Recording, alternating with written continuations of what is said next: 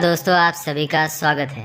जैसे कि हम सभी जानते हैं कि श्रावण का माह शिव भक्ति का एक उत्सव माना जाता है। इस माह में पूरा संसार जैसे शिवमय हो जाता है और इसके साथ ही श्रावण माह की पूर्णिमा पे रक्षाबंधन का उत्सव भी मनाया जाता है। पर क्या आप जानते हैं रक्षाबंधन का पर्व कैसे शुरू हुआ? किस प्रकार एक भाई अपनी बहन को रक्षा का वचन देकर उसके लिए प्रतिबद्ध हो जाता है? आज हम आपके लिए शास्त्रों और ग्रंथों से रक्षाबंधन पर्व की और इसमें शिव महिमा की ऐसी एक कथा लाए हैं जिसे सुनकर आपको रक्षाबंधन पर्व का असली महत्व समझ में आएगा। देवताओं और दानवों के बीच कितने युद्ध किए जाते थे ये तो हम सभी जानते हैं। दानव हमेशा यही कोशिश में होते थे कि कैसे देवताओं के अमृत को हासिल कर सके, उनके स्वर्ग पर कब्जा कर सके, जिनके लिए दानव कई कई वर्षों तक तपस्या में लीन रहते थे, घोर तप किया करते थे और वरदान स्वरूप ब्रह्मा, विष्णु और महेश से मनचाहा फल प्राप्त करते थे, जिसके कितने बुरे परिणाम देवताओं को सहन करने पड़े थे। राजा बलि जो राक्षस राज थे, उनका जन्म तो राक्षस कुल में हुआ था, परंतु उनका वर्तन बाकी राक्षसों जैसा नहीं था, क्योंकि महाराज बलि भक्त प्रहलाद के पौत्र थे। विष्णु भक्त होने के साथ ही वो देवादिदेव महादेव के भी परम भक्त थे। महादेव की भक्ति से उन्होंने कई सारी सिद्धियां हासिल कर ली थी। राजा बलि ने 101 यज्ञ संपूर्ण करने का अनुष्ठान किया था। तब देवताओं को ये चिंता होने लगी कि अगर राजा बलि ने यह अनुष्ठान पूर्ण कर लिया तो उनके हाथ से स्वर्ग और अमृत दोनों ही राक्षसों के पास चले जाएंगे, जिससे दानव पृथ्वी पर आतंक मचा देंगे। इसी द्विधा के हल हेतु सब देवतागण श्री हरि विष्णु के पास उपस्थित होते हैं। श्री हरि विष्णु देवताओं की बात सुनकर राजा बलि के पास एक बटुक ब्राह्मण के रूप में जाते हैं।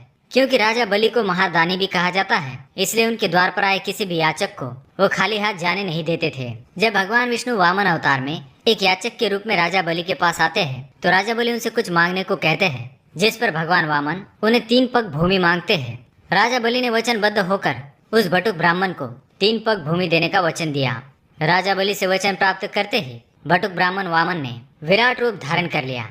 उन्होंने एक पग में स्वर्ग, दूसरे पग में धरती नाप ली। अब वे तीसरा पैर कहाँ नापते? तब राजा बलि ने अपने वचन का पालन करने हेतु तीसरा पैर उन्हें अपने सर पर रखने दिया। राजा बलि की दानशूरता देखकर भगवान विष्णु उन पर प्रसन्न हुए और उन्हें वर मांगने को कहा। तब राजा बलि ने भगवान विष्णु को ऐसा वर मांगा जिसके कारण भगवान विष्णु को वैकुंठ त्याग कर पाताल लोक में पहरा देना पड़ा।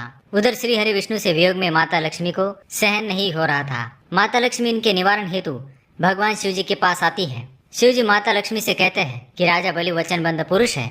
अगर माता लक्ष्मी राजा को किसी बंधन में बांध ले तो वे श्रीहरि को वापस वैकुंठ ला सकती हैं। शिव जी ने माता लक्ष्मी की सहायता हेतु अपने नाग वासुकी को उनके साथ जाने का आदेश दिया।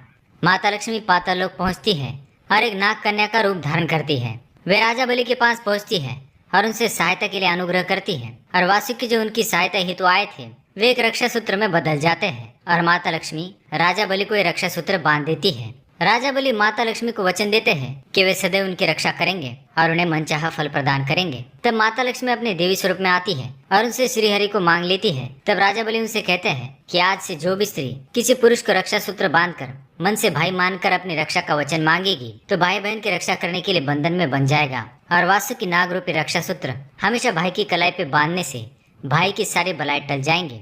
तब से श्रावण माह के पूर्णिमा को हर बहन अपने भाई को नाग रूपी मजबूत रक्षा सूत्र उसकी कलाई पे बांधती है और भाई उस रक्षा के बंधन में बन जाता है। इसलिए इसे रक्षाबंधन का पर्व कहा जाता है। रक्षाबंधन क्यों मनाया जाता है, इसकी एक कथा भविष्य पुराण में भी उल्लेखनीय है। इस कथा अनुसार प्राचीन काल में 12 वर्षों तक देव और असुरों के मध्य संग्राम होता रहा। इस युद्ध में देवताओं की हार हो रही थी। तब इंद्रदेव गुरु बृहस्पति के पास पहुंचे। वहां इंद्र की पत्नी शची भी उपस्थित थी। इंद्र को दुखी देखकर इंद्राणी ने कहा, स्वामी कल ब्राह्मण शुक्ल पूर्णिमा है। मैं विधि विधान के साथ एक रक्षा सूत्र आपके लिए तैयार करूंगी। आप उसे स्वस्ति वाचन पूर्वक ब्राह्मणों से बनवा लीजिएगा। आप निश्चय ही विजयी होंगे। अगले दिन इंद्र ने शची के कहे अनुसार वो रक्षा सूत्र स्वस्ति वाचन पूर्वक बृहस्पति से बनवाया। इस प्रकार एक रक्षा सूत्र से इंद्र और सभी देवों की रक्षा हुई। दोस्तों, अगली कथा महाभारत काल से जुड़ी है। जब भगवान कृष्ण ने शिशुपाल का वध अपने चक्र से किया तो जब चक्र कृष्ण के पास वापस आया तो उनकी उंगली कट गई। तब पांडवों की पत्नी द्रौपदी ने अपनी साड़ी का किनारा चीरकर कृष्ण की उंगली में बांध दिया। तब भगवान कृष्ण ने वचन दिया कि वो सारी उम्र द्रौपदी की रक्षा करेंगे। इसी ऋण को चुकाने के लिए द्रौपदी के चीरहरण के समय भगवान कृष्ण चीर के रूप में आए और द्रौपदी की रक्षा की। तो दोस्तों, ये थी रक्षाबंधन से जुड़ी कथाएं।